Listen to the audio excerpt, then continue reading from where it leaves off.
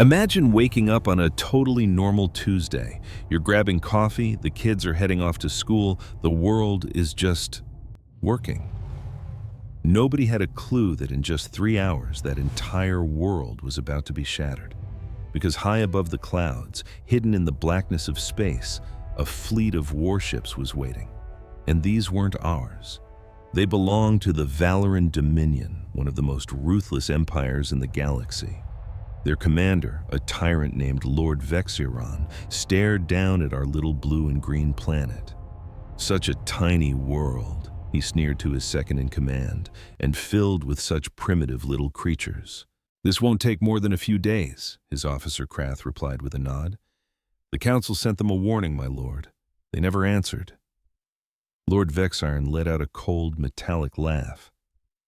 Perhaps they're too terrified to reply, he mused. Or maybe they're just too stupid to understand what's coming for them. It doesn't matter. Begin the invasion. Send our lead cruiser to their biggest city. Let's show them what real power looks like. But thousands of miles away, on a space station called Nexus Prime, the so-called Galactic Council was in session. This group, made up of dozens of alien races, claimed to be all about peace and order. The truth? They were mostly just looking out for themselves. The council was led by High Arbiter Sana, an ancient being whose body was made of living, glowing crystal. She'd seen empires rise and crumble over millennia, and to her, the invasion of Earth was a tiny blip on the radar. The Valoran Dominion has begun its pacification of the human world, she announced, her voice echoing in the chamber. As agreed, they will bring the humans under proper galactic rule. But one ambassador, a tentacled creature named Clith Varen, shifted nervously. High Arbiter, he began. With all due respect, the humans haven't attacked anyone. They've done nothing to deserve this. They exist in space, the Dominion has claimed, Sana replied coolly. Under our laws, that's all the reason they need. Besides, they're just a level 2 civilization. They've barely managed to send a few little robots to their neighboring planets. They're no threat to anyone, and honestly, they'll be better off under the Dominion's control. And if they fight back? Clith Varen pressed. Sana's crystal body pulsed with an icy light. Then they will learn the price of defiance, just like every other primitive race before them. Not a single other council member dared to speak. Some of them agreed, but most were just too scared of the Dominion to stand up for a planet they'd never even heard of. And just like that, with the whole galaxy watching and doing nothing, the end of our world began. The first Valoran cruiser sliced through Earth's atmosphere at exactly 11:47 a.m. Eastern Time. It was a monster of a ship, almost a mile long and shaped like a giant curved blade.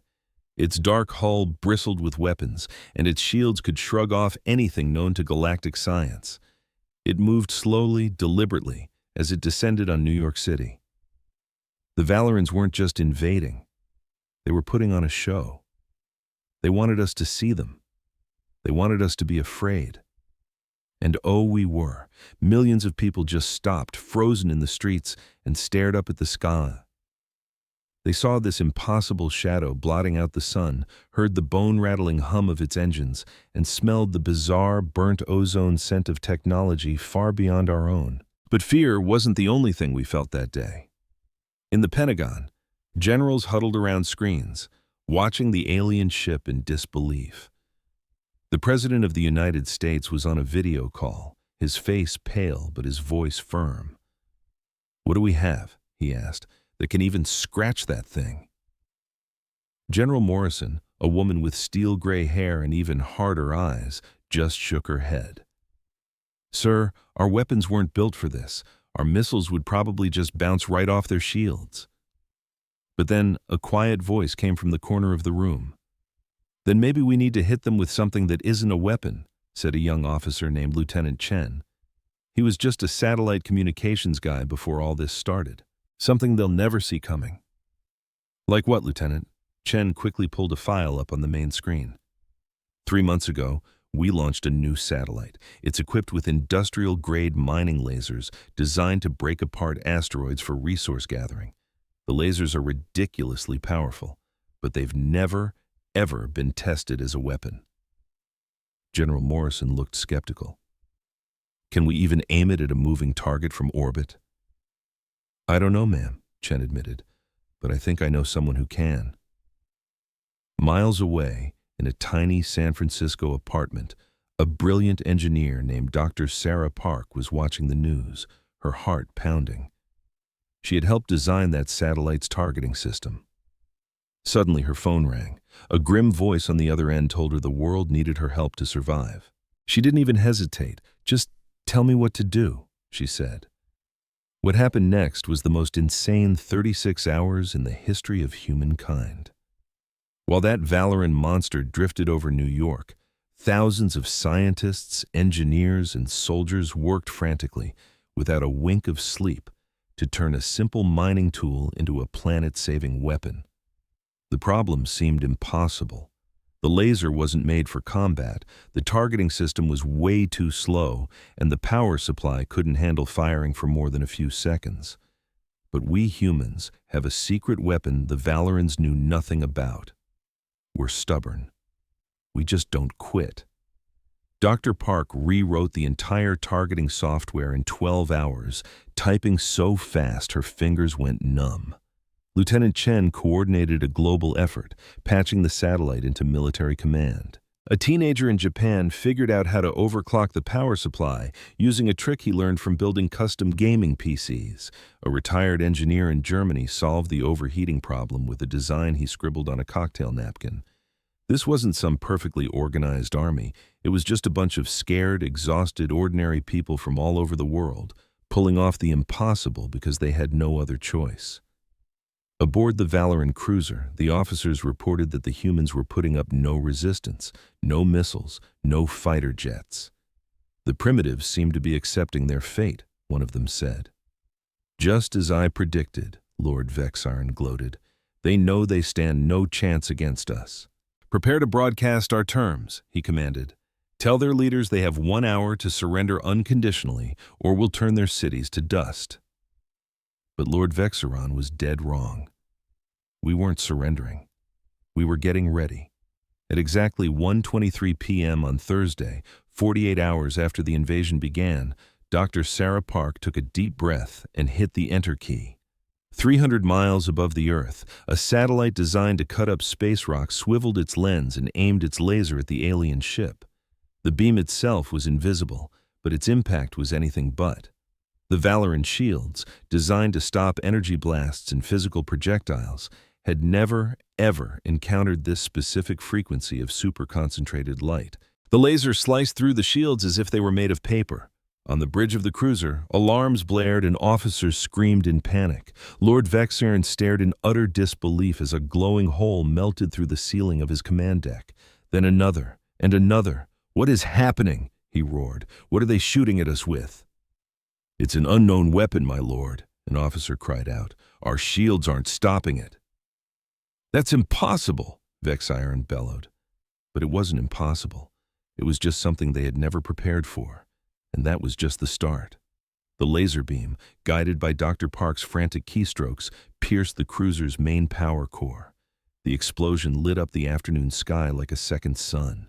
That great ship, the pride of the entire Valorant fleet, tumbled out of the sky like a wounded hawk. It crashed into the Atlantic Ocean 30 miles offshore, sending a massive wave towards the coast that miraculously caused no major damage. For a few seconds, the entire planet held its breath, and then, in every city, in every town, people started to cheer. Back on Nexus Prime, the news hit the Galactic Council like a shockwave. High Arbiter Sana immediately called an emergency session, her crystal body flickering wildly. "Explain this," she demanded of her intelligence officers. "How did a primitive species destroy a Dominion dreadnought?" A small, scaly officer brought up the data. "It appears they weaponized a mining satellite, High Arbiter. The laser's specific frequency wasn't in any of our databases. Our shields had no defense against it." "And how long did this modification take?" Sana asked, her voice strained. "Approximately 36 of their hours, High Arbiter." Sana was speechless. In her thousands of years, she had never witnessed a species innovate so rapidly under pressure. The Valorans had spent centuries perfecting their shield technology. The humans had beaten it in a day and a half. "This changes nothing," she finally declared, though her voice lacked its usual confidence. "One lucky shot doesn't win a war. The full Dominion fleet will still crush them." But Ambassador Clith Varyn wasn't so sure. He had studied humanity for years, fascinated by these chaotic creatures from the galaxy's edge. He'd read their history, their art, their science, and he knew something the High Arbiter and the Dominion didn't understand. Humans are never more creative or more dangerous than when you back them into a corner. On Earth, a woman named Admiral Chen stood before the United Nations. She was a small woman with short gray hair, but her eyes saw everything. She had been just weeks away from retirement before the invasion. Now, she was in charge of defending the entire planet. "We won the first battle," she said, her voice calm and steady. "But the war is far from over. The Dominion has hundreds more ships. We only took out one. Now, they're going to be angry, and they're going to be a lot more careful. We can't expect the same trick to work twice. So what's our move?" the Chinese representative asked, his voice tight. "We do what people have always done," she replied. "We adapt, we improvise, and we refuse to die." A world map flashed onto the screen behind her. "As of right now, every factory on this planet is a weapons factory. Every engineer is a weapons designer. Every scientist is working on a way to fight back. We don't have time to build a proper army, so we'll build an improper one." "That isn't a plan," the Russian representative shot back. "That's pure desperation." "Yes," Admiral Chenwei agreed, her eyes hard as steel. "It is. But desperation is something humans understand down to our bones, and it's something our enemies don't understand at all." She scanned the faces of the world's leaders in the room, a cocktail of fear, hope, and raw determination looking back at her. "The Valorans think they've got us figured out. They see us as weak, primitive, an easy win. They're about to find out just how wrong they are." Miles above, in the cold silence of space, Lord Vexeron stared at the wreckage of his fallen cruiser and felt an emotion he hadn't experienced in centuries: doubt. The humans had surprised him. That wasn't supposed to be possible. He keyed open a channel to his entire fleet. "All ships, prepare for a full-scale assault. No more warnings, no more mercy. Scorch their cities from orbit, tear down their satellites, crush them completely." His officers roared back with bloodthirsty enthusiasm. They were itching to get revenge for their fallen comrades. They didn't share their commander's newfound uncertainty. They still thought victory was a sure thing. They were dead wrong. For the next week, the Valoran fleet hammered Earth with everything they had. They rained fire on cities, obliterated military bases, and blasted satellites out of the sky. They murdered millions of people and left behind scars on the planet that would take decades to heal. But they didn't conquer Earth. They didn't even get close. Because every time the Valorans thought they had a handle on human strategy, the humans completely changed the game.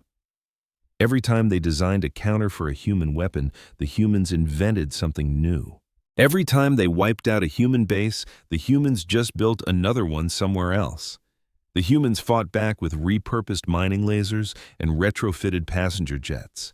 They fought with computer viruses and by hijacking enemy communications. They fought with clever traps, deadly ambushes, and even suicide attacks. They fought with weapons no Valoran could have ever dreamed of, because no Valoran had ever been desperate enough to dream them up. A farmer in Brazil jury-rigged his crop-dusting drone to drop explosives on a landed Valoran shuttle. A group of teen hackers in Ukraine broke into the Valoran comms network and sent out fake orders, causing two of their ships to crash into each other. A physics student in India figured out a way to mess with Valoran transporters using gear she found in a hospital. On their own, none of these attacks were crippling, but taken together day after day, they started to add up. The Valorans lost a ship here, a shuttle there, a whole squad of soldiers somewhere else. Their invasion started to bog down. Their confidence began to crack. Their doubts started to grow. On the 7th day of the invasion, Lord Vexeron got a report that made his blood run cold. He had started this invasion with 50 ships. He now had 39, 11 ships gone, lost to a species that didn't even have a space fleet. 11 ships destroyed by creatures the Council had labeled as primitive. 11 ships taken out by beings who should have waved the white flag on day 1.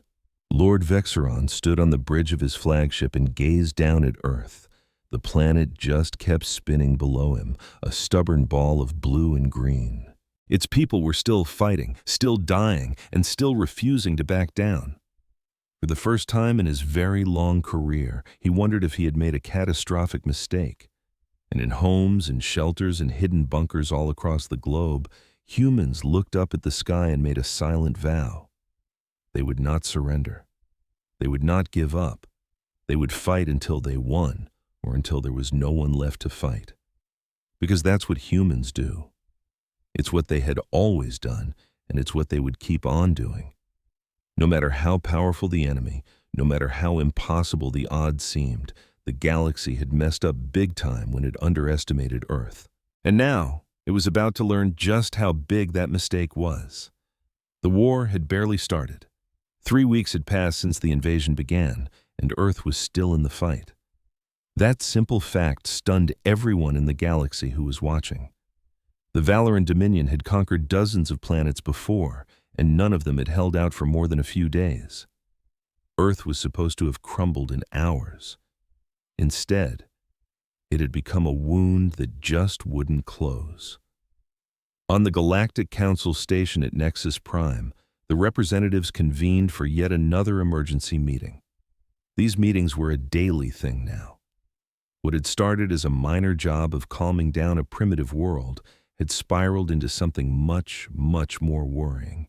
High Arbiter Solana sat at the head of the massive circular table, her crystalline body glowing a little less brightly than usual. She hadn't had a proper rest in days.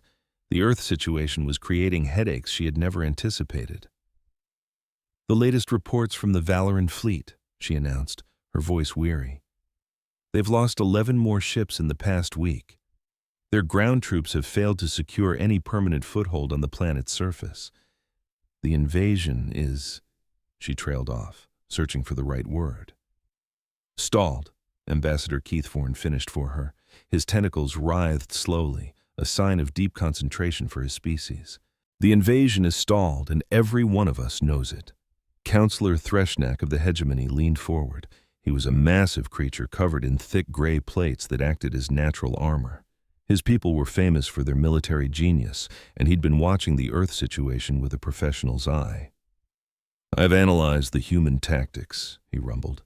"They are unlike anything I've ever encountered. They don't follow any known military doctrine. They don't have a clear chain of command. They don't even use the same weapons from one day to the next." "That sounds like chaos," another counselor chimed in. "That should make them simple to defeat." "No," Threshnak replied. "That's what I thought at first too. I was wrong. Their chaos is not a weakness. It is their greatest strength. Our military strategies work because they are predictable. We know what our enemies are going to do, so we can prepare for it. But with the humans, we can't predict a single thing. Every single fight is different. Every human seems to fight their own way with their own weapons and their own tactics." "How is that even possible?" Solana asked. "How can an army operate without a unified command?" "I don't know, but it's working. The Valorans can't adapt quickly enough. By the time they figure out a counter for one human tactic, the humans have already switched to something new." Ambassador Keverin brought up a display showing Earth. Red dots marked Valoran positions, while blue dots showed known human resistance cells. The blue dots dwarfed the red ones. "There's another problem," he said. "The humans are learning our technology at an unbelievable speed.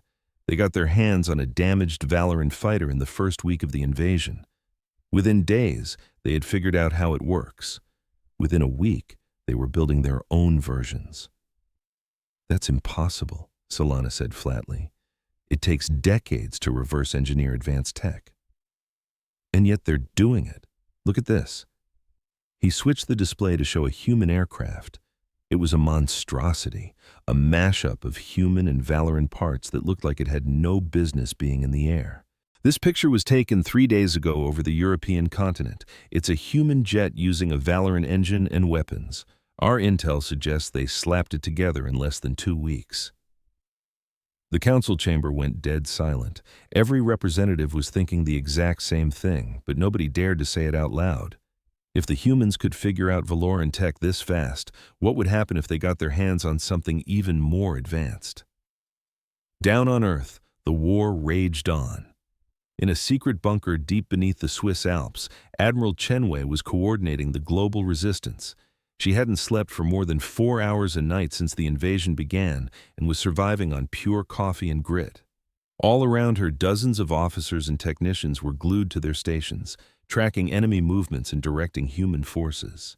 "Report from the Asian front," one of her officers shouted. "The Valorans are pulling out of Shanghai. They're saying the city is too dangerous to hold."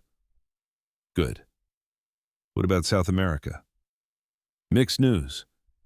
We lost Buenos Aires, but we took out 2 more of their landing ships to do it. The enemy is paying a heavy price for every inch of ground they take. Admiral Chenwei nodded. This was the strategy she had laid out. Make every single victory cost the Valorans more than it was worth. Humans couldn't win a head-to-head fight against their superior technology, but they could make the invasion so bloody and expensive that even the mighty Dominion would eventually have to cut its losses and run. The only problem was, eventually might not come soon enough. Earth was bleeding too. Cities were in ruins. Millions were dead. Resources were stretched thin. The planet couldn't keep up this pace forever. "Admiral," another officer called out, "we've got something interesting from the Seoul Research Center. They say they've had a breakthrough." "What kind of breakthrough?" "They say they can disrupt Valoran shields using a modified cellular signal. If this works, we could take down enemy shields with equipment that fits inside a backpack." For the first time in weeks, Admiral Chenwei allowed herself a small, grim smile. This was the human advantage that no one else in the galaxy got.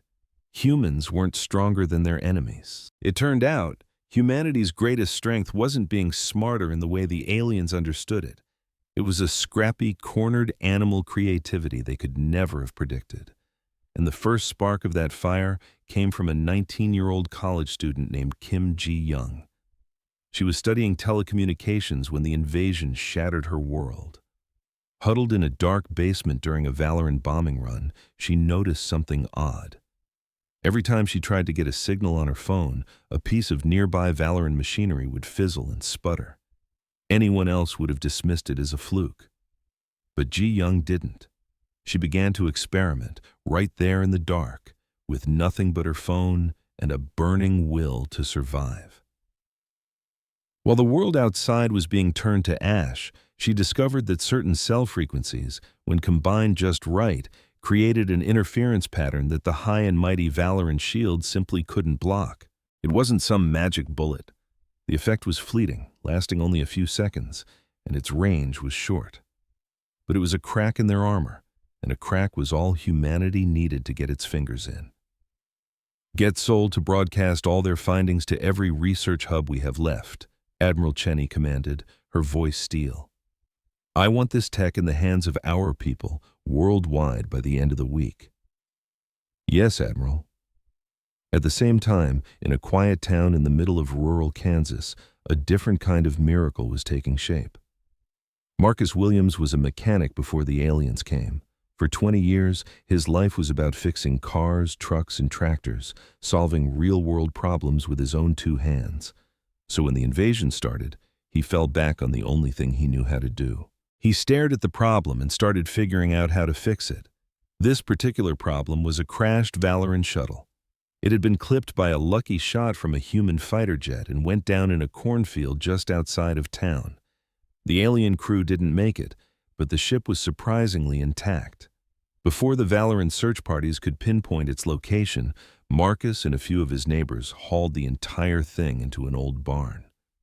For the next 2 weeks, Marcus was taking it apart, screw by alien screw, trying to learn its secrets. He didn't have an engineering degree or any fancy diagnostic tools. All he had were his wrenches, his screwdrivers, and a stubborn refusal to let a machine get the best of him. "This piece right here," he said to his helper, a former high school science teacher named Ellen. "I think it's their version of a fuel processor. See how these lines feed into the engine?" Ellen leaned in, staring at a device the size of a car battery, covered in symbols that made her head spin. "How can you possibly know that?" "Just look at the way the tubes are set up," he explained. "Fuel comes in one end, something magical happens inside this box, and then this other stuff shoots out to the engine. Honestly, it's not that different from a carburetor on a '67 Chevy, just a whole lot more complicated." "Marcus, this is alien technology," she said, bewildered. "It's supposed to be beyond us." Marcus just shrugged. "Everything's beyond us until it isn't. Now, hand me that wrench." All across the globe, similar scenes were playing out. Farmers and factory workers, teachers and teenagers, they were all tinkering with captured alien tech using whatever they could find. Most of their attempts went nowhere. But every now and then, someone got lucky, and each tiny success added another piece to the puzzle humanity was desperately trying to solve. The Valorans were completely baffled. For them, technology was a sacred thing, developed by elite specialists over centuries. The very concept that a bunch of ordinary people could reverse engineer their most advanced systems with nothing but trial and error was just alien to them. Lord Vexerin stood on the bridge of his flagship, glaring at the latest casualty reports. He'd never lost this many ships in one campaign. He'd never fought an enemy that was so infuriatingly unpredictable. "My lord," his tactical officer interrupted, "the humans have rolled out a new weapon in the European sector. It seems to be temporarily disabling our shields." "How is that possible? Our shields are designed to be impenetrable." "We don't know, my lord. Our engineers are studying the captured devices, but they can't make sense of them." Lord Vexerin slammed his fist on the arm of his command chair.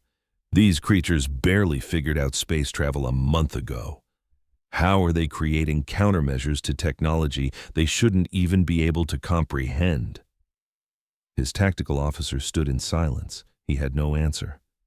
Meanwhile, back on the Valoran homeworld, Nexus Prime, Ambassador Keth Varen was having a quiet chat with one of his aides, a sharp young member of his species named Thelvora. "I've been studying human history," Thelvora said, "trying to get inside their heads, and I think I found something critical." "Go on." "Humans have a very unique relationship with conflict. Most species fight out of necessity, following predictable patterns. Humans seem to treat warfare as a creative art form. They're constantly inventing new tactics, new weapons, new strategies. Their entire history is one long story of underdogs defeating stronger enemies through sheer cleverness and surprise." "This is common knowledge," Keth Varen replied.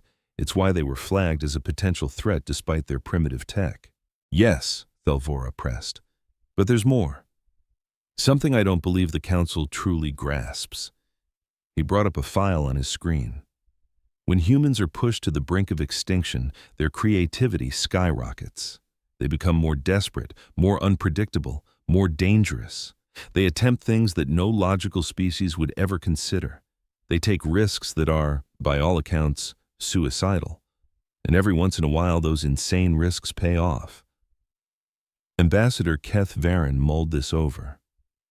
"Are you suggesting that by trying to conquer Earth, we've accidentally created our own worst nightmare?" "I'm saying," Thelvora replied grimly, "that we picked a fight with a species that specializes in pulling off miracles, and now we're acting surprised that they're pulling one off against us. The Council will not like this."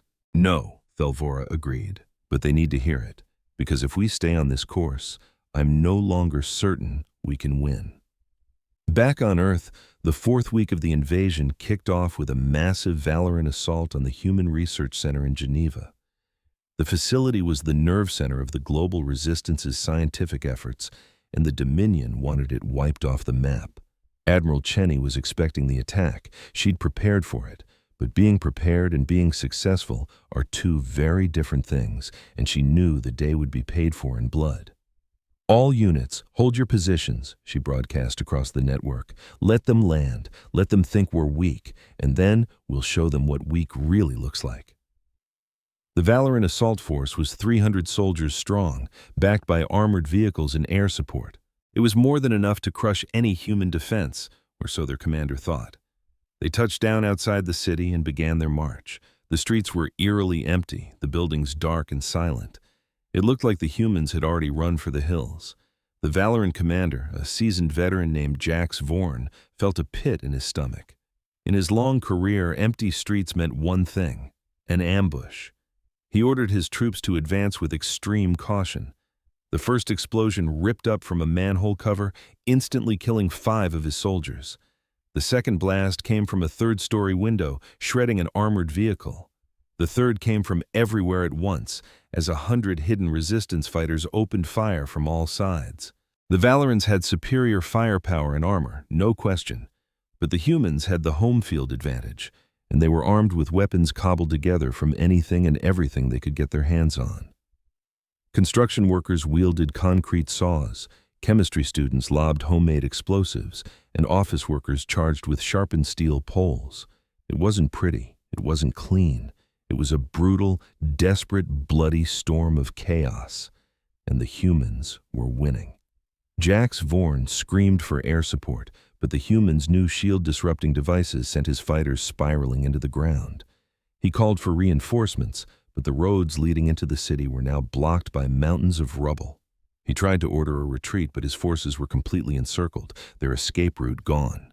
Within 2 hours, the entire Valorant assault force was annihilated. Not a single soldier made it back to the fleet. After the smoke cleared, Admiral Cheney walked through the war-torn streets of Geneva. Human fighters, exhausted and wounded but alive, emerged from the shadows. Many wouldn't survive their injuries, and countless more had already fallen, but they had won the day. "This is just one battle," she told her officers, her voice heavy but firm.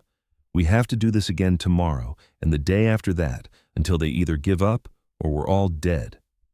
Are you ready for that?" Every single officer nodded. They were ready. They didn't have a choice. On Nexus Prime, the news of the crushing defeat in Geneva sent shockwaves of panic through the council. The Valorant ambassador was bellowing about honor and revenge, while the High Arbiter struggled to restore order. Through it all, Ambassador Keth Varen sat in silence, Thalvora's chilling words echoing in his mind. The humans weren't just holding on, they were adapting. They were getting better at this. Every day they learned more about Valoran technology. Every day they dreamed up new, unpredictable tactics. Every single day they became more dangerous. And a terrifying thought began to creep into Keth Varen's mind. What happens when the humans stop defending their planet and decide to go on the attack? He didn't have the answer, but he had a sinking feeling that when it happened, the galaxy would be forever changed. The war was far from over. Far. But against all odds, humanity was still in the game. And as long as they were in the game, they had a chance. That's all they had ever asked for. A chance. And they were about to make the most of it. 6 weeks after the invasion began, something happened that sent a tremor of fear across the entire galaxy. A Valorant supply station near the Kepler transit point suddenly went silent.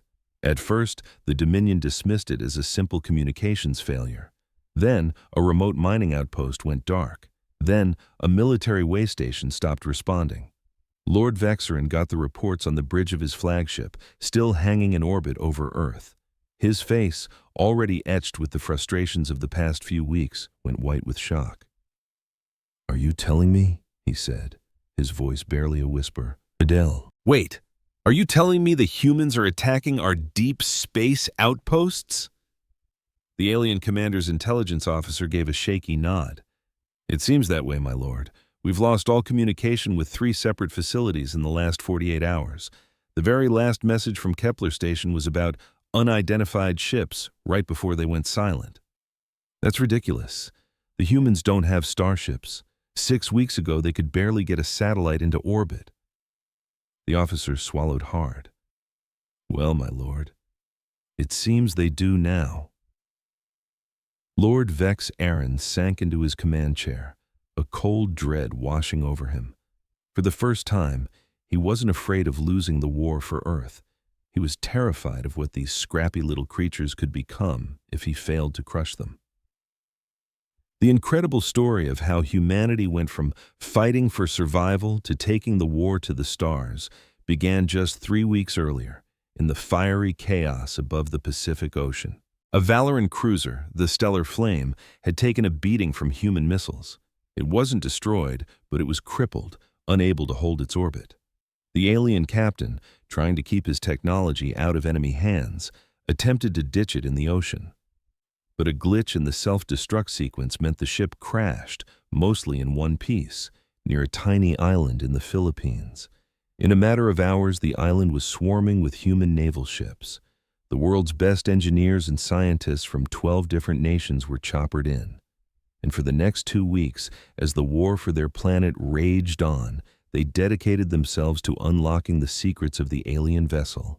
Spearheading this monumental effort was Dr. Elena Vasquez, a brilliant propulsion engineer who had spent her entire life dreaming of the stars. She never, in her wildest fantasies, thought she would actually stand inside a real starship. Now, she was surrounded by technology that should have been centuries ahead of humanity. "This isn't magic," she told her assembled team on day 1. "It only looks like magic because we don't understand the rules yet. It follows the laws of physics, just like everything else. Our job is to figure out what those laws are." The task was monumental. The alien computers were built on a completely alien logic. The engines ran on principles that seemed to spit in the face of everything human physics taught. The navigation system was designed for a species that could perceive dimensions humans couldn't even imagine. But slowly, painstakingly, Dr. Vasquez and her team started to crack the code.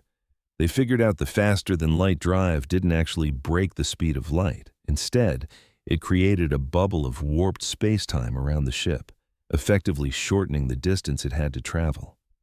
It was a concept human scientists had theorized about for decades, but the Valorans had actually built it. The weapons were, surprisingly, easier to grasp.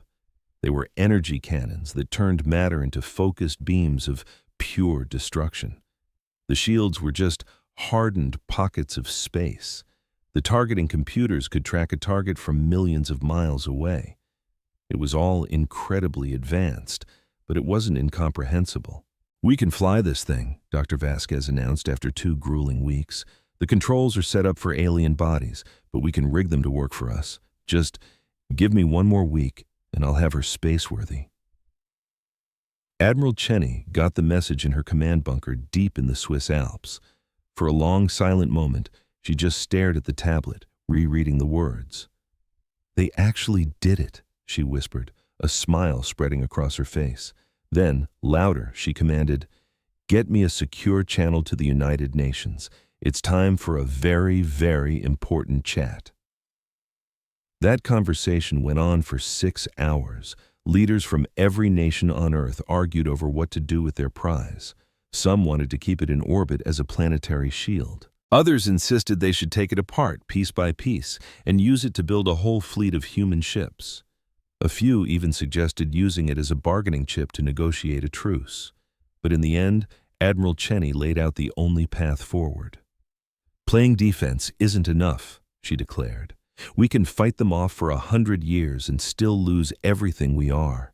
Every day this war drags on. More people die. More cities turn to ash. We have to end this, and there's only one way I see to do it. We take the fight to them." A stunned silence filled the room. Everyone understood the terrifying implication of her words. She was proposing that humanity, for the first time ever, go on the attack. "You're suggesting we send our people into enemy territory," the Chinese representative finally said, his voice laced with disbelief. "With 1 stolen ship we barely know how to fly? That's a suicide mission." "Maybe it is," Admiral Cheney conceded. "But sitting here, waiting for them to wipe us out, that's also suicide. This way, at least we have a chance. At least this way, we make them bleed." No one could argue with that logic.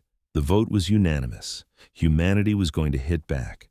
Captain Maria Santos was the best fighter pilot humanity had. She'd seen combat on 3 different continents and had more confirmed kills than anyone. When they asked her to command Earth's first starship, she didn't even blink. "I'm going to need a crew," she told Admiral Chaney, "and not just any crew. I need people who aren't afraid of a one-way trip, people who hate these bastards just as much as I do. You'll have your pick of anyone who volunteers. The line is a mile long." "I don't want just anyone," Santos shot back. "I want the best. I want the problem solvers, the ones who can think on their feet and build a miracle out of scrap metal. I don't care about their military record. I care about what they can do." The crew she put together was the most unconventional military unit in history. Sure, there were pilots and Navy officers, but there was also a world-class mechanic, a genius hacker, a professional race car driver who knew engines inside and out, and a physics professor who had never set foot off a college campus before the war. They were a crew of 200 people from 20 different countries, speaking a dozen languages, all united by a single burning desire to get payback. They renamed the captured ship the Defiance. It took one more week to get her fully armed and operational and to get the crew up to speed on the alien systems. During that time, 2 more damaged Valorant ships were captured in other battles. They were in rough shape, but human ingenuity got them flying again. So it was 3 ships, with 200 crew members each, 600 humans against an empire of 100 worlds. The odds were terrible. But then again, humanity never really paid attention to the odds. On launch day, Captain Santos stood on the bridge of the Defiance and addressed her crew. "I'm not going to give you some big, heroic speech," she said, her voice steady. "You know why you're here. You know what's at stake. These aliens rolled into our solar system and tried to erase us. They thought we'd just curl up and die. They thought we were weak." She paused, her eyes scanning the faces of her crew. Scared, yes, but also filled with a fierce determination. "Well, we're about to prove just how wrong they were. We're going to take the very ship they built, and we are going to use it to bring their empire crashing down around them. We're going to make them curse the day they ever heard the name Earth. And if we die trying, then we die on our feet, fighting and making them pay for every single life they stole from us." A roar went up from the crew. It wasn't a crisp military salute. It was a raw, guttural cry of anger and hope. "Now get to your stations," Santos ordered. "We've got a war to win." The 3 ships lifted off from secret bases around the globe, punching through the atmosphere into the cold vacuum of space. They met up high above the planet, a tiny, defiant formation against the backdrop of the massive Valorant fleet still in orbit. Lord Vexerin saw them on his scanners. He could have wiped them out with a single command. His fleet still outnumbered them 10-1, but something stopped him. Maybe it was morbid curiosity. Maybe it was a flicker of respect for a species that simply refused to give up. Or maybe, just maybe, it was the cold tendril of fear that these humans might actually pull this off. For whatever reason, he let them go. And it was a decision that would ultimately cost him everything.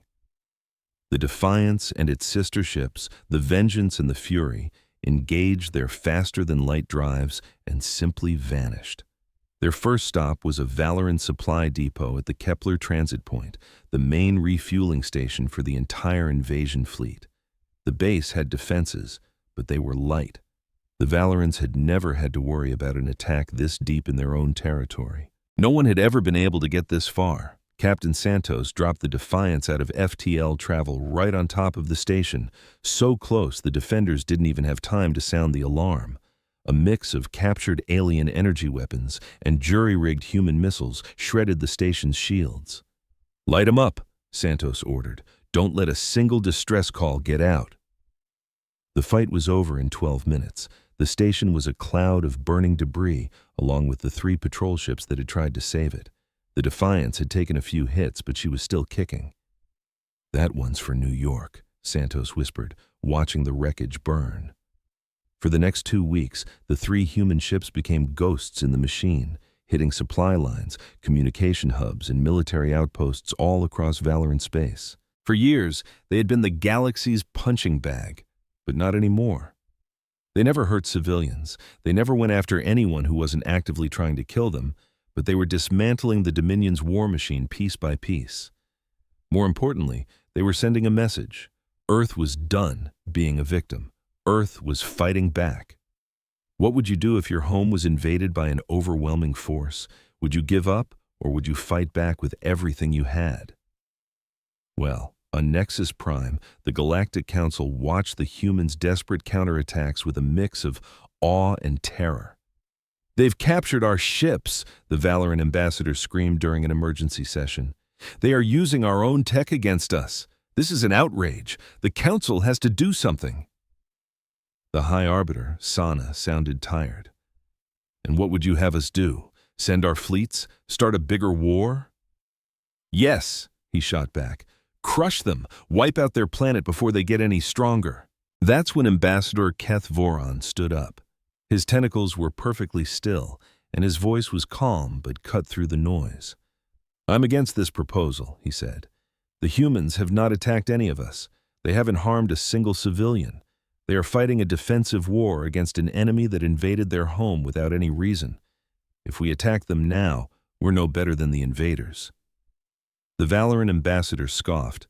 "They are a threat to galactic stability." "No," Keth Voron corrected him.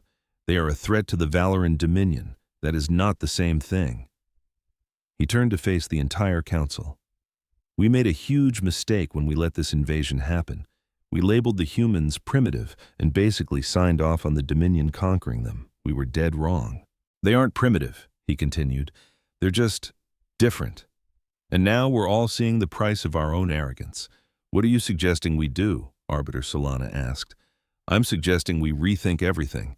The humans don't want to conquer the galaxy. They just want to be left alone.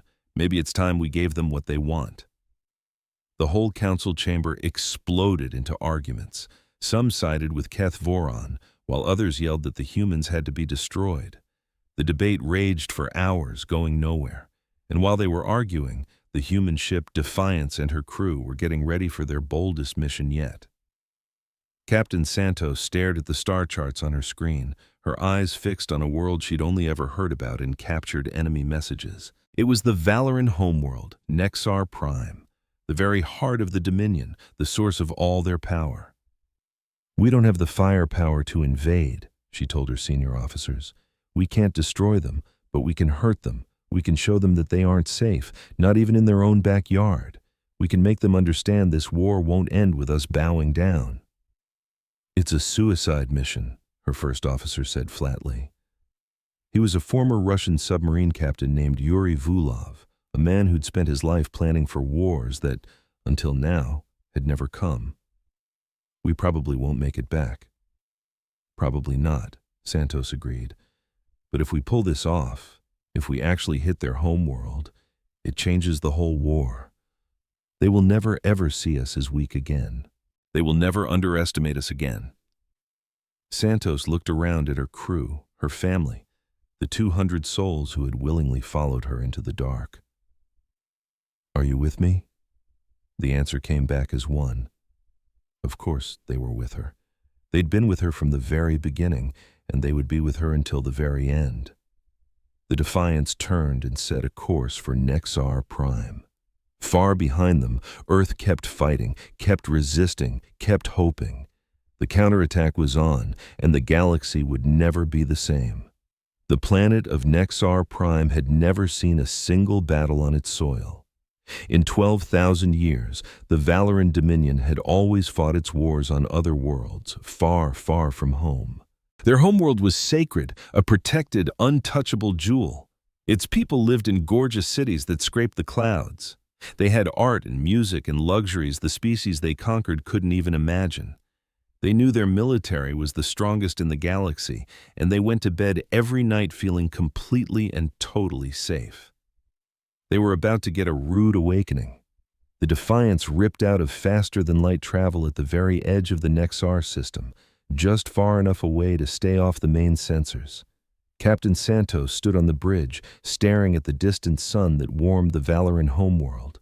"Status report," she said, her voice quiet. Her tactical officer, a sharp young woman from South Korea named Lieutenant Park, scanned her instruments. "The system is locked down tight, Captain. I'm counting at least 50 warships in orbit, not to mention defensive platforms and weaponized satellites. All the major cities are protected by ground-based shields." What about military targets? Santos asked. Fleet Command is on the northern continent. The main shipyards are in orbit on the far side, and their weapons research lab is buried deep underground beneath the capital city. All of them are heavily defended. Captain Santos just nodded. She expected nothing less. The Valorans weren't dumb, but they were arrogant. They had built their defenses to stop a predictable enemy using predictable tactics. They had never designed them to stop a bunch of desperate, unpredictable humans. Contact the Vengeance and the Fury, she ordered. Tell them to get into position. We hit them in 6 hours. The plan was simple on paper, but crazy difficult to pull off. The 3 human ships would strike 3 different targets at the exact same moment, forcing the Valoran defenses to split up. The Defiance would go for Fleet Command. The Vengeance would hit the orbital shipyards. And the Fury's job was to be a decoy, to make a whole lot of noise and draw away as many enemy ships as it could. It was a plan that needed perfect timing, unbelievable courage, and a whole lot of luck. Captain Santos knew that some of her ships, maybe even her own, weren't coming back from this. But if it worked, they would turn the tide of the entire war. Those 6 hours crawled by. On all 3 ships, crews went through their final checks. Weapons, shields, everything. They wrote last messages to their families back on Earth and said quiet prayers to whatever gods they held dear. Some were calm, ready for whatever came next. Others were terrified, their hands shaking so badly they could barely hold a tool. But every single one of them knew they were about to become a part of history. Then, at the exact second, the 3 ships made their move. The Fury jumped in first, appearing right next to the main defensive fleet and unloading everything it had at the closest warship. The goal wasn't to destroy it, it was to get their attention. And boy, did it work. Enemy fleet is responding, Lieutenant Park reported on the Defiance. About 30 ships are moving to engage the Fury. The orbital defenses are thinning out. Then it's our turn, Captain Santos said. Full speed to Nexar Prime. Let's give them a day they'll never forget. The Defiance launched toward the planet like a fired bullet. Alarms blared across the Valoran defense network as they finally spotted the incoming ship. The remaining warships scrambled to intercept, but they were too late, totally caught off guard by the sheer speed and audacity of the attack. First Officer Vulov watched the tactical screen with a cold, professional respect. They never thought anyone would dare attack their home directly, he noted. Their entire defense is set up to stop a fleet, not a single ship on a kamikaze run. That's why it's going to work, Santos shot back. Fire at will, target Fleet Command. The Defiance's weapons, a weird mix of stolen Valoran tech and human ingenuity, roared to life. Energy beams and missiles screamed down toward the military complex on the northern continent. The ground-based shields held against the first wave, and the second, and the third. But these shields were made to stop normal weapons. Dr. Park's shield-disrupting technology, something they had perfected over weeks of brutal fighting, was anything but normal. Shield disruption is active, Lieutenant Park yelled. Their defenses are flickering. Hit them again, Santos ordered, with everything we've got.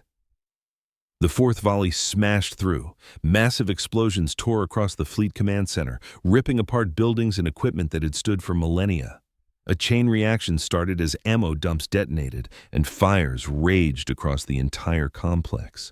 Down on the planet, Valoran civilians stared up at the sky in pure horror.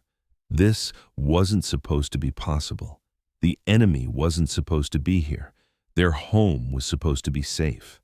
In the capital city, Supreme Commander Thraxerin was getting the reports, and he was starting to panic. He was the top military commander in the entire Dominion, the man in charge of defending the homeworld, and he was failing. How did they get through? He roared at his staff. How did one single ship get past all our defenses? His tactical advisor stammered, Sir, they don't fight like anyone we've ever faced. They're unpredictable, reckless. They take risks no sane commander would ever consider. Then they're insane, Thraxerin bellowed. The advisor paused. Perhaps, but they're also winning. Meanwhile, on the other side of the planet, the Vengeance was tearing into the orbital shipyards. These gigantic stations were where the Dominion built and repaired its mighty warships, the product of centuries of power and resources. Captain James Okonkwo was in command of the Vengeance. He was a Nigerian naval officer who had spent his whole life dreaming of captaining a starship. This wasn't exactly how he'd pictured it, but the dream felt real enough now. "Focus all fire on the construction bays," he ordered. "If we take those out, they won't be building new ships for years." The Vengeance's weapons ripped the shipyards to shreds. Half-finished warships exploded in their docks. Construction drones were turned to dust. The massive support structures buckled and collapsed, sending a storm of debris spinning out into space. "Multiple secondary explosions detected, sir," his weapons officer reported. "The shipyards are breaking apart." "Good," Okonkwo said, a grim smile on his face. "Very good." "All right, get us clear before their reinforcements show up." The Vengeance banked hard, leaving the blazing shipyards of the enemy homeworld behind as it rocketed toward the blackness of open space. A few remaining defensive ships gave chase, but they were specks in the distance, too slow to catch the human ship before it leaped into hyperspace. The Fury, however, wasn't so lucky. Captain David Chen had known from the start his was a suicide mission. He'd volunteered anyway, because his sacrifice was the only thing that could buy the other ships the time they needed to escape. Now, his vessel was completely boxed in, taking heavy fire from a dozen enemy warships. The shields were flickering, about to fail. The engines were sputtering. And his crew, they were dying. "Captain," his communications officer whispered, blood trickling from a gash on her forehead. "The Defiance and Vengeance made it. They're away." A small, pained smile touched Chen's lips. Shrapnel was lodged in his chest, and he could feel his own life fading, but it didn't matter. He'd done his job. He'd bought them the time they needed. "Good," he breathed. "That's good." He tried to give one last order. "All hands, prepare to—" But he never finished. The Fury's reactor core gave way, and the ship dissolved in a silent, brilliant fireball. Aboard the Defiance, rocketing away from the chaos, Captain Santos saw the light bloom on her sensors. She squeezed her eyes shut, just for a second, picturing the 200 souls who had just vanished so she and her crew could live. "The Fury is gone," Lieutenant Park reported, her voice choked with grief. "I know. Set a course for this rendezvous point. We need to link up with the Vengeance and get our people home." "Captain, did we do it? Was it worth it?" Santos opened her eyes, turning back to the tactical display. Behind them, the enemy capital, Nexar Prime, was in absolute turmoil. Their fleet command center was a crater. Their orbital shipyards were twisted, burning wreckage. Their defensive fleet was scattered and confused, scrambling to understand what had just hit them. "Yeah," she said, a grim satisfaction in her voice. "We did it. We hurt them. We hurt them bad." Down on Nexar Prime, the news hit the Galactic Council like a physical blow. "The humans, they attacked Nexar Prime," High Arbiter Sana stammered, her crystalline form flickering in distress. "They attacked the Valoran homeworld itself. This has never happened. This is a declaration of total war." The Valoran ambassador was on his feet, screaming, his face a mask of fury and terror. "They must be annihilated. The Council has to authorize a full-scale mobilization to wipe them out." "On what grounds?" Ambassador Kethvon asked, his voice disturbingly calm amidst the chaos. "The humans struck military targets, Ambassador. They took great care not to harm a single civilian. They are simply responding to the invasion of their own planet. They're a menace to every civilized species in this galaxy." "No," Kethvon corrected gently. "They are a threat to the Valoran Dominion. That is something entirely different." He rose from his seat, his gaze sweeping across the stunned council members. "I have spent months studying these humans. I've watched their war, and I've reached a conclusion that most of you are not going to like." "What conclusion?" Sana asked. "They will not stop. They will keep fighting. They'll keep adapting, keep inventing new, terrifying ways to strike back at anyone they see as an enemy. If we commit to a war of extermination, I promise you, they will find ways to hurt us all. And even if we manage to conquer their world, We will spend the next 1,000 years fighting an insurgency that will never, ever give up." "Then what do you propose we do?" "I propose we stop this madness," Kethvan said. "I suggest we admit that allowing this invasion was a catastrophic mistake, and we take immediate steps to fix it. I suggest we offer them peace." The chamber exploded. Representatives leaped to their feet, some shouting in support of Kethvan's radical idea, others screaming for the humans to be wiped from the stars before they could grow any stronger. The argument raged for hours, splitting the council right down the middle. Meanwhile, back on Earth, the surviving Valoran invasion force was completely cut off. Lord Vexerin hadn't heard from the homeworld in days. His supply lines were severed. The reinforcements he was promised had been turned to ash in the shipyard attack. He was stranded on a hostile world, his resources dwindling, facing an enemy that simply refused to break. "What are our options?" he asked his senior officers. They stood on the bridge of his flagship, the strain of weeks of brutal, losing battles etched on their faces. "We can continue the fight," one officer suggested without much conviction. "We still have 30 ships. We can inflict incredible damage on their population centers." "And for what?" Vexerin shot back. "If no reinforcements are coming, we can't win. We can only die slower." Another officer cleared his throat. "We could negotiate, my lord. Offer to withdraw if they return our captured ships and personnel." "And why would the humans trust us?" a third officer scoffed. "We invaded their home. We slaughtered millions of their people. They have absolutely no reason to believe a single word we say." Lord Vexerin sank into his command chair, silent. In his entire decorated career, he had never once faced a situation like this. He had always been the conqueror, the one who brought fear, the unstoppable force. Now, for the first time, he was the one who was afraid. "Contact the human command," he said finally, the words tasting like ash. Tell them we wish to discuss terms."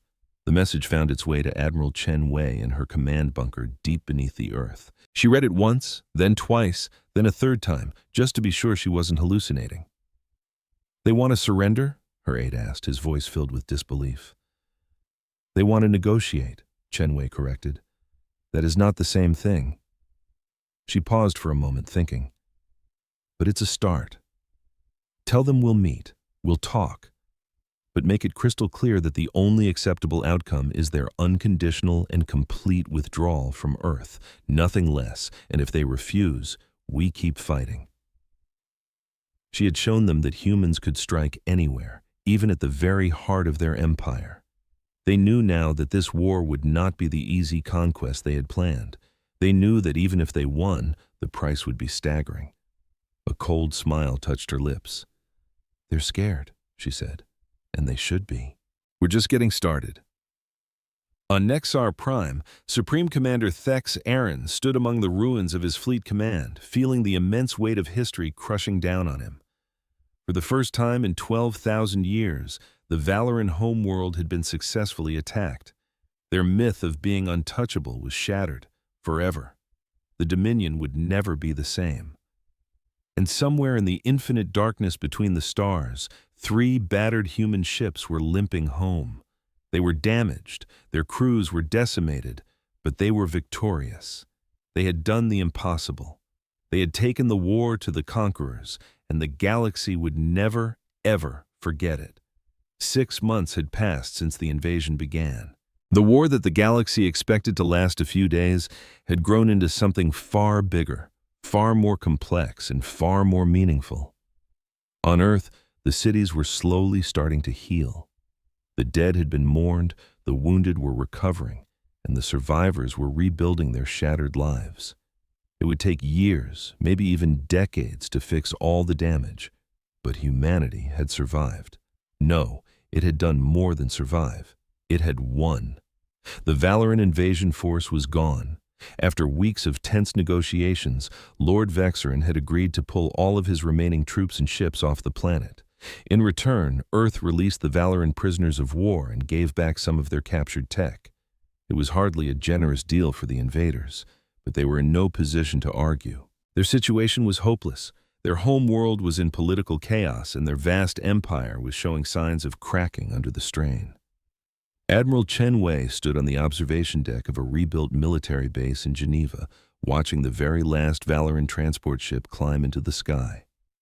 It rose through the clouds and disappeared into the blackness of space, carrying the last remnants of the invasion away from her world forever. "It's over," her aide said softly beside her. "The war is over," Chen Wei agreed. "But the changes, they've only just begun. We're not the same people we were 6 months ago. We now know for a fact that we're not alone. And we know there are powers out there who see us as nothing more than an obstacle to be swept aside. And now," she added, her voice filled with steel, "we know that we can fight them." "So what happens now?" her aide asked. "Now, we rebuild, we prepare, and we make damn sure that no one ever thinks about invading our home again." On Nexar Prime, the Galactic Council was also reeling from the changes. The impossible attack had sent shockwaves through the entire galaxy. For thousands of years, the great powers had believed their home systems were invulnerable. The humans had just proven them all wrong. If a species that had barely left its own solar system could bring the mighty Valoran Dominion to its knees, then no one was truly safe. Some species reacted with fear, building up their defenses and preparing for wars they hoped would never come.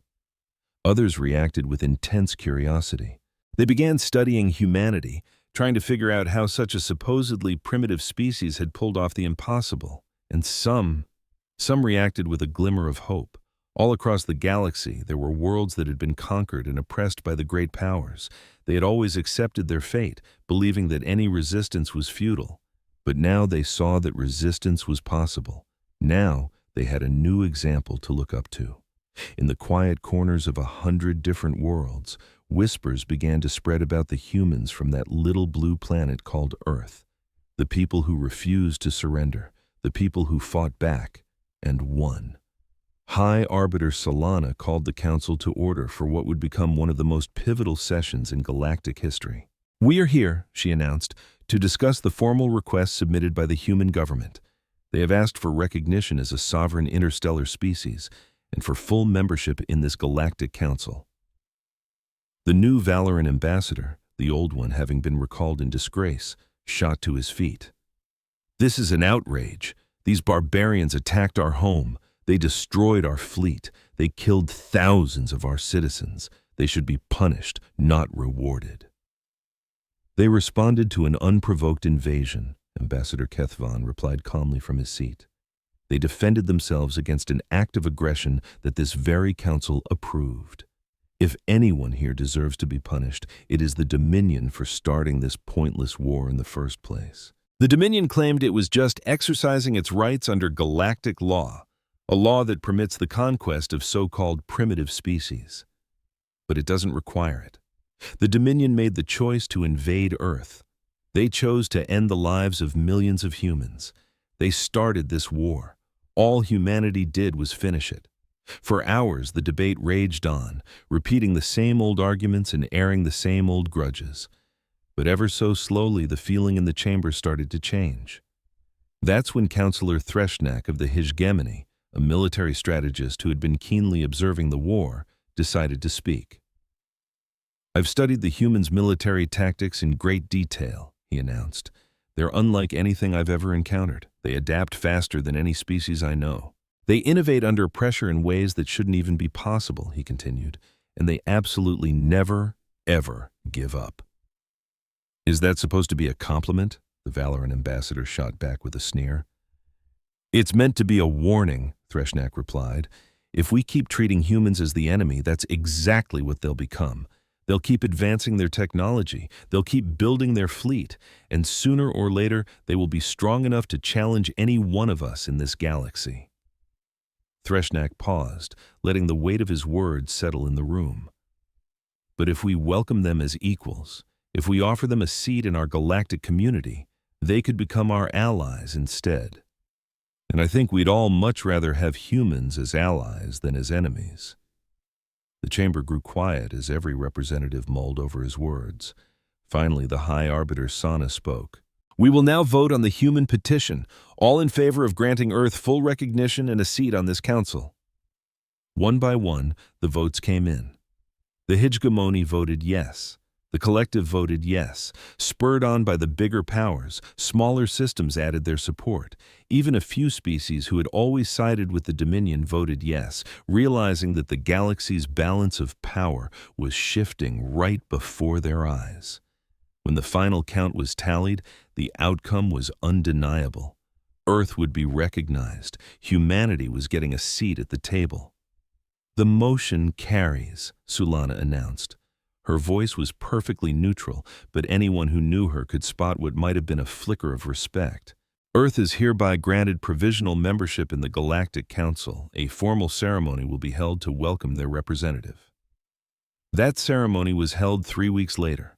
Dr. Amara Okonkwo was chosen to represent Earth. She was a brilliant xenolinguist who had dreamed her whole life of the day humanity would finally make contact with other intelligent life.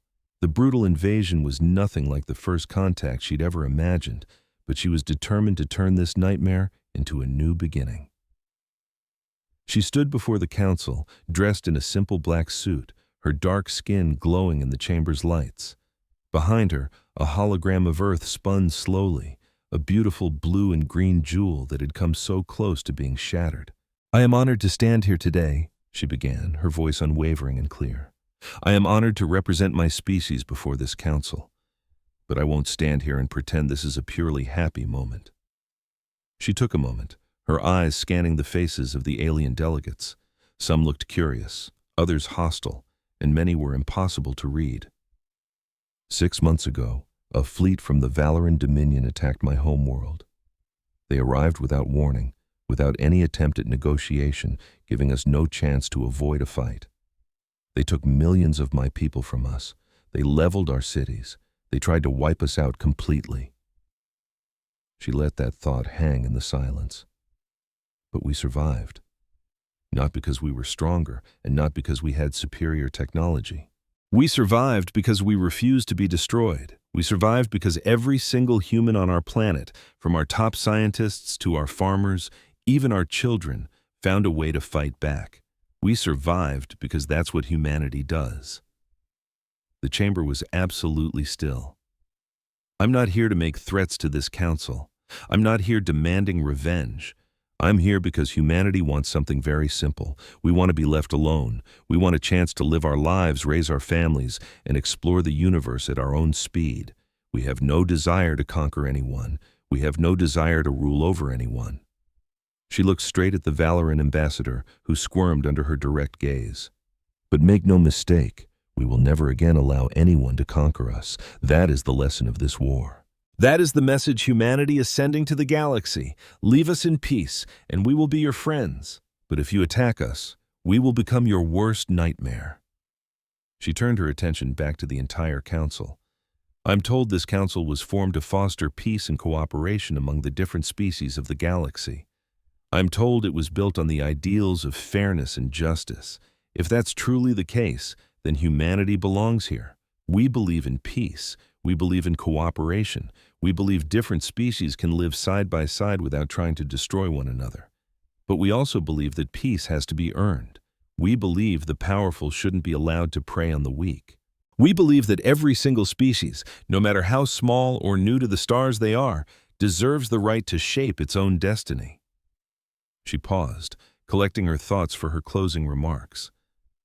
I'm asking this council to accept Earth, not just as a new member, but as a partner.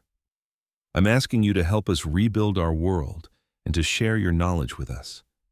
In return, we will share what we have, our knowledge, our creativity, and our relentless determination to solve problems that everyone else says are impossible. Humanity has learned a lot these past 6 months. We've learned we're not alone. We've learned the universe is a dangerous place, but we also learned that we are so much stronger than we ever knew. We have learned that we can face down any challenge, overcome any obstacle, and defeat any enemy. The galaxy might not have wanted humanity to join its community of stars, but we are here now, and we are not going anywhere. Dr. Okonkwo finished her speech and stood silently, waiting for their response. For what felt like an eternity, nobody moved. Then, Counselor Threshnack got to his feet. He crossed the chamber floor until he was standing right in front of the human representative. His massive armored frame towered over her, but she didn't even flinch. "The hegemony welcomes humanity to the Galactic Council," he said in a formal tone. Then, more quietly, he added, "And I, personally, welcome you. Any species that can fight the way you have has earned my respect." Ambassador Keth Varane was the next to speak. "The collective also welcomes humanity. We hope this marks the start of a long and peaceful relationship." One after another, the other representatives stood and offered their own welcomes. Even the Valoran ambassador, though his voice was cold and his words were stiff, had to acknowledge Earth's new position. Once the ceremony ended, Dr. Okonkwo left the chamber and walked to a window that overlooked the station's massive docking ring. 3 ships were floating there, looking small and beaten up next to the giant vessels of the other species. The Defiance, the Vengeance, and a brand new ship that had just been finished, named the Hope. By galactic standards, they weren't much to look at. They were basically held together by makeshift repairs and sheer human stubbornness. Their crews were made up of people who had learned to fly starships in a few weeks instead of the usual years. But they were ours. They were human, and they symbolized everything Earth had managed to achieve in the last 6 months. Captain Maria Santos came up beside her, looking exhausted but proud. "So how did it go?" she asked. "They accepted us," Dr. Okonkwo said. "We're officially members of the Galactic Council." "And you trust them?" Maria asked. "Not yet, but I don't think they trust us either. Trust is something that's going to have to be earned on both sides." She gazed at the small human ships hanging in the darkness. "We've got a long road ahead of us. We have to rebuild our world, build a proper fleet, and train a whole new generation of soldiers and scientists. We have to make ourselves so strong that no one would ever even think about invading us again." "That's going to take years," Maria said. "Yes, it will. But we humans are pretty good at long-term projects. We built civilizations that lasted for thousands of years. We can do this too." Santos nodded. "I guess you're right. We survived an alien invasion with nothing but grit and duct tape. Building a galactic power ought to be a piece of cake compared to that." Dr. Okonkwo actually laughed, surprising even herself. It was the first time she'd laughed in months. "Much easier," she agreed. "We might even get to sleep once in a while." They stood there quietly for a while, just watching the stars that had once seemed so impossibly far away. Behind them, the Galactic Council was already starting to deal with this new reality. Alliances were being reevaluated, treaties were being rewritten. The balance of power, which had been stable for thousands of years, was now in flux. And nobody had any idea what the future would bring. Humanity had finally arrived on the galactic stage, not as conquerors and not as victims, but as equals. And somewhere, in a small Parisian cafe on a street that had been destroyed in the invasion and was now being rebuilt, a little girl looked up at the night sky and pointed. "Mama," she asked, "will I get to go there someday?" Her mother smiled, thinking about everything that had changed, everything that was still changing, and all the things that were now possible. "Yes, sweetheart," she said. "Someday you will. Someday we all will."